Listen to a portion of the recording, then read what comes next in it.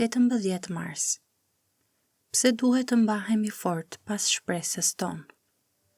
Kështu Perëndia, duke dashur t'u tregojë trashëgimtarëve të premtimit pa ndryshueshmërinë e vendimit të tij, ndërmjetësoi me betim, që me anë të dy gjërave të pandryshueshme, në të cilat është e pamundur që Perëndia të gënjej, të kemi ngushëllim të fortë, ne që kemi marrë stre duke u kapur nga shpresa që na u vu përpara. Hebrejve 6:17-18. Perëndia nuk është kontradiktor. Ai nuk e tregon veten me premtime, me betime dhe me gjakun e birit të tij, thjesht për të ankoruar njërin skaj të sigurisë tonë, ndërsa tjetrin ta lërë të qëndrojë në ajër. Shpëtimi që Jezusi arriti me gjakun e tij ishte gjithçka që nevojitet për ta shpëtuar popullin e tij, dhe jo vetëm një pjesë të tij. Prandaj priremi të pyesim: pse shkrimtari i Hebrejve na inkurajon ne të kapemi fort pas shpresës tonë?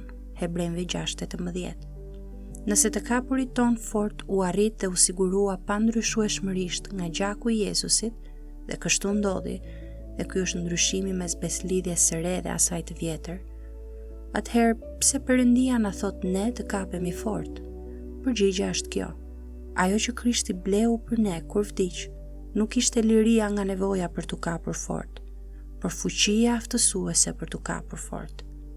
Ajo që ai bleu nuk ishte anulimi i vullnetit ton, sikur të mos na duhej të kapeshim fort, por fuqizimi i vullnetit ton që të duam të kapemi fort.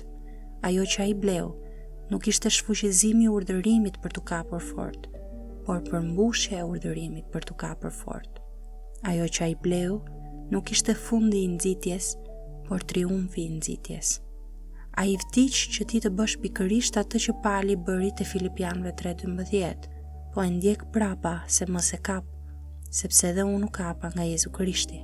Nuk është marrëzi, por ungjilli, kur i thua një mëkatari të bëjë atë që vetëm Krishti mund të aftësojë të bëjë, domethënë të shpresojë në Perëndinë.